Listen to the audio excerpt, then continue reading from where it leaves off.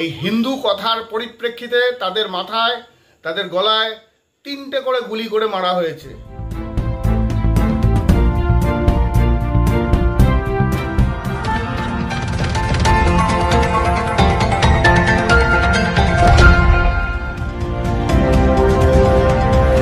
গত মঙ্গলবার জম্মু কাশ্মীরে পহেলগাঁওয়ে জঙ্গি হানায় নিহত হয়েছেন 28 জন হিন্দু। হিন্দুদের উপর এই নৃশংস ও বর্বরোচিত আক্রমণের ঘটনার প্রতিবাদে সামিল হয় সনাতনী হিন্দুরা।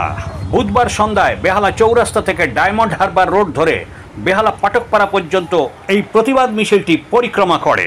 মিছিলে পাকিস্তানের বিরুদ্ধে ধিক্কার জানানো হয়।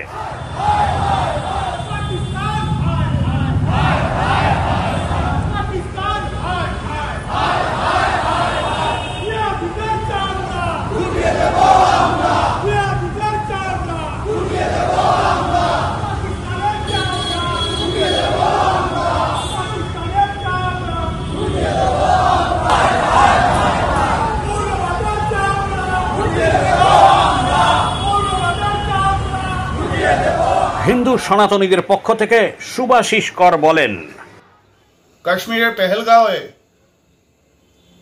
এই যে 26 জন ভারতীয় এবং 2 জন বিদেশি, যাদেরকে জেহাদি শক্তি যেভাবে মেরেছে, যেভাবে তাদেরকে গুলি করে মারা হয়েছে, বিশেষত ভারতীয়দের, যাদেরকে বলা হয়েছে আপনি কি হিন্দু, এই হিন্দু কথার পরিপ্রেক্ষিতে তাদের মাথায়, তাদের গলায় 3টে করে গুলি করে মারা হয়েছে। এই জিহাদি শক্তির বিরুদ্ধে আজকে আমরা সনাতনী হিন্দুরা সমস্ত একত্রিত হয়ে আমরা তাদের শ্রদ্ধা নিবেদন করে আমরা একটা মহামিছিলের আয়োজন করেছিলাম। এই মহামিছিলে আমরা পায়ে পা মিলিয়ে সকলে মিলে একটাই কথা বলবো, হায় হায় পাকিস্তান, জিহাদি শক্তি দূর হটো।